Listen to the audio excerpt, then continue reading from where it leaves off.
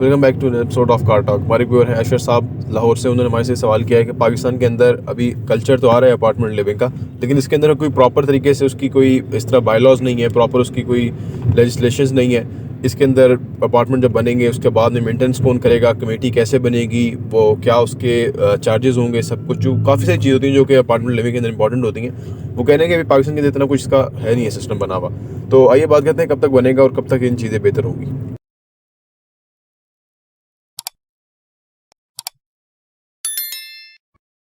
बिस्मिल्लाहिर्रहमानिर्रहीम, अस्सलाम वालेकुम रहमतुल्लाहि व बरकातहू। देखिए जी, पाकिस्तान में अपार्टमेंट लिविंग का कल्चर तो था ही नहीं, ठीक है ना। कराची में जब आज से कुछ 20 साल पहले 25 साल पहले जो अपार्टमेंट बने थे वो बिल्कुल ऐसे थे कि जैसे एक इकोनॉमिकल फैक्टर उसमें अंदर था कि लोगों के पास, जिनके पास पैसे नहीं थे, उनको रहने के लिए छत मिल जाए तो वो अपार्टमेंट बने थे। उसके बाद जो इस्लामाबाद, लाहौर, कराची में आज के दौर के अंदर जो अपार्टमेंट बन रहे हैं वो ज़रा मोर कमर्शियल हैं, क्योंकि वो उसमें फैसिलिटीज़ की ख्याल, अमेनिटीज़ का ख्याल रखा जाता है, या उसमें एक प्रैक्टिकल सोल्यूशन देने की कोशिश की जाती है कि लोग जो भी रहें उनको वो सारा कुछ इंग्रेडिएंट्स मिले जो कि अपार्टमेंट लिविंग के अंदर होने चाहिए। जहाँ तक गवर्नमेंट के बाईलॉज का, देखिए गवर्नमेंट का तो रोना ही बहुत ज़्यादा है ना हमारे मुल्क के अंदर ना।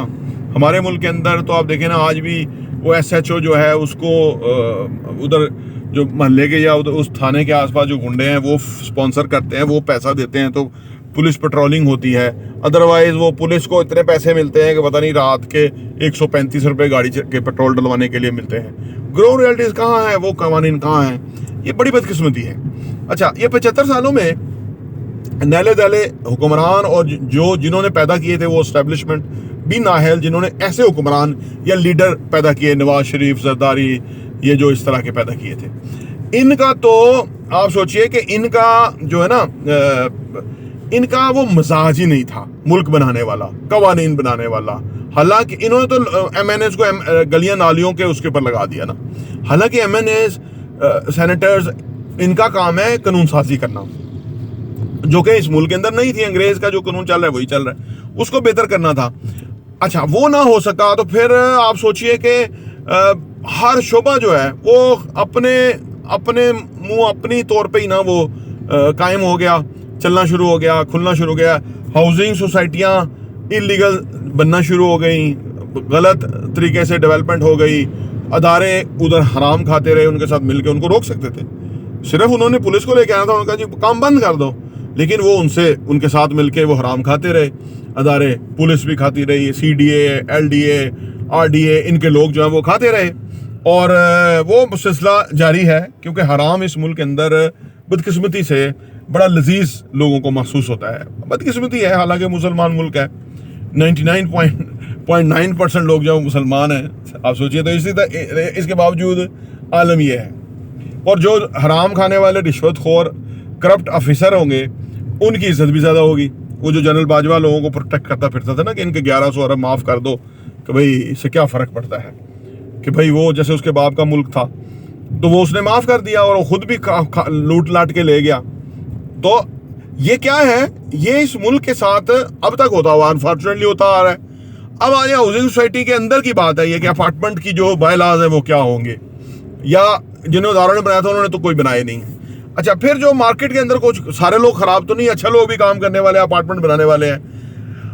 अब इवन बहरिया टाउन या DHA या इस तरह की सोसाइटीज हैं, उनके भी कोई उस तरह के स्पेशलाइज बायलॉज नहीं बने हुए अपार्टमेंट बिल्डिंग के कि जो कि बनने चाहिए, लेकिन उन्होंने एक सर्टन चीज़ें बनाई हुई है।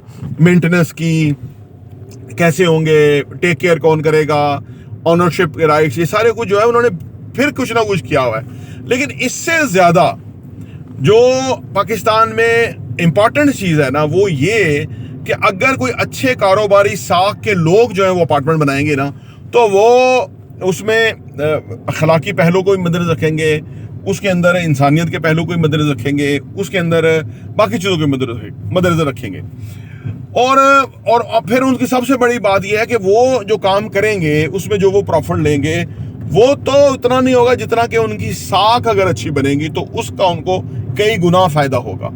यानी अगर फर्ज करें किसी की 4 बिल्डिंग बनी हुई है और वो बिल्डिंग वेल मेंटेन्ड है और उसके अंदर जिन लोगों ने इन्वेस्टमेंट की उनके साथ उनका एक्सपीरियंस अच्छा है, और वो जो अगर कोई फीडबैक देंगे दूसरे क्लाइंट्स को उस बिल्डिंग के हवाले से, तो जिस बंदे ने वो बिल्डिंग बनाई, कंपनी ने वो बनाई होगी, तो वो उसके बारे में दोबारा इन्वेस्ट करने के लिए रेडी हो जाएगा। यानी वो जो भी बंदा नया आएगा वो कहेगा कि मेरे, क्योंकि इनकी अच्छी फीडबैक आई है तो इसलिए मुझे इनके साथ काम करना चाहिए। तो इस बेसिस के ऊपर बिल्डिंग बन रही है, तो वो ठीक डिलीवर भी हो रही है, मेंटेन भी हो रही है, बाकी कुछ भी हो रहा है।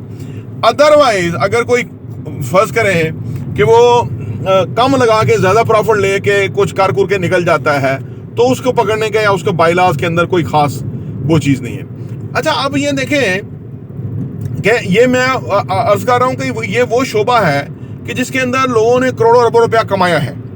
अगर आप देखें ना, अगर किसी ने फर्ज करो 100 करोड़ रुपया कमाया है, लेकिन मैं ये कहता हूं कि उसने 1000 करोड़ की साख कमाई है। साख भी कमाना वो बहुत बड़ी चीज होती है ना।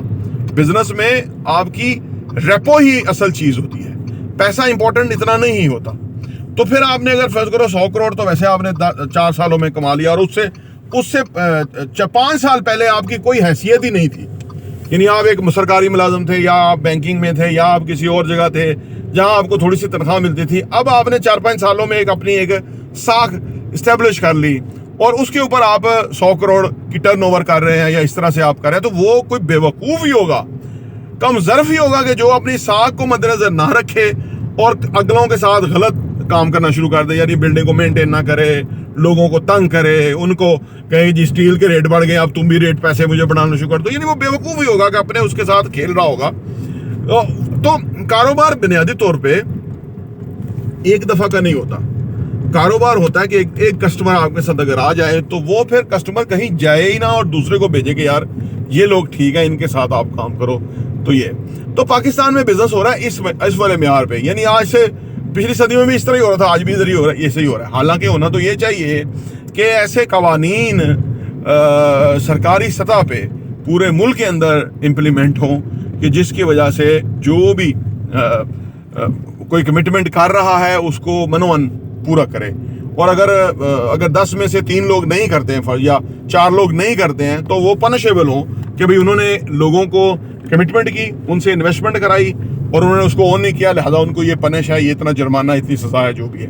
तो उधर हमें पहुंचने में थोड़ा टाइम लगेगा। देखें, आप देखें ना, चाइना के अंदर आप देखें, मुल्कों में सूरत हाल मुख्तलिफ है ना। चाइना के अंदर ये हुआ है कि वहां इस वक्त तकरीबन 6 करोड़ अपार्टमेंट है जो कि गूस्ट अपार्टमेंट करार दिए गए हैं, क्योंकि वहाँ वो बहुत लोगों ने बनाए अपार्टमेंट ना। एक्चुअली वो बैंकों से कर्जा लेते थे और बिल्डिंग बनाते थे।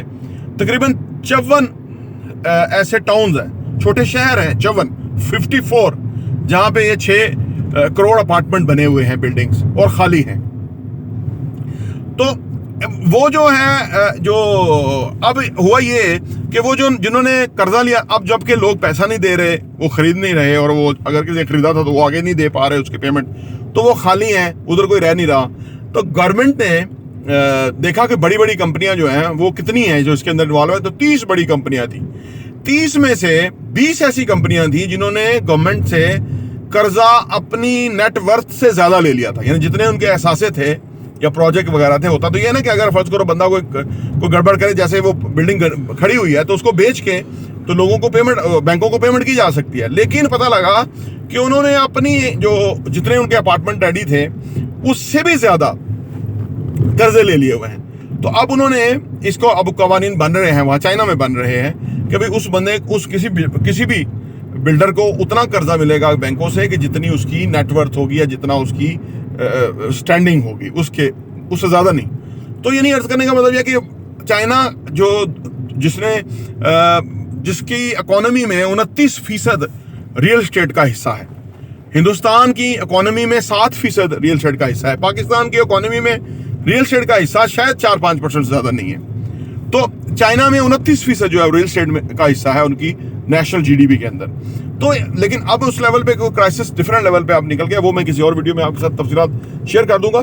तो पाकिस्तान अभी हर हवाले से अंडर कंस्ट्रक्शन है, यानी कवानीन के हवाले से, लीडरशिप के हवाले से, नेक दिल ड्यूटीफुल एस्टेब्लिशमेंट के हवाले से, है जी, ईमानदार ब्यूरोक्रेसी के हवाले से, हर शोबे में ये जो मुल्क है बदकिस्मत है कि यहाँ चोर चक्के डाकू लुफुंगे लुटेरे इस मुल्क की अहम जगहों पे बैठे हुए हैं, चाहे वो वर्दी में, चाहे वो दूसरी जगह, चाहे वो किसी और आने वाले आपने साबित हो गए, ये जनरल बाजवा जो लूट के गया, या उसने 1100 अरब इनका माफ किया, ये चोर खानदान है, या ये जो गंदे सियासतदान जिनकी कोई हैसियत नहीं, सिर्फ ये कि वो स्टैब्लिशमेंट के मोहरे हैं और उन्होंने अपनी नेशनल असेंबली की सीटें संभाली हुई हैं और लोगों को बेवकूफ़ बनाया हुआ था। लेकिन पहली दफ़ा वो लोग भी अब समझ गए हैं कि ये जो चोर हैं, ये जो कितने नीच हैं, कि जो लोगों के वोट की कदर ये है कि वो एस्टेब्लिशमेंट के मोहरे के तौर पे काम करते हैं, तो लोग अब इनसे अवेयर हो रहे हैं।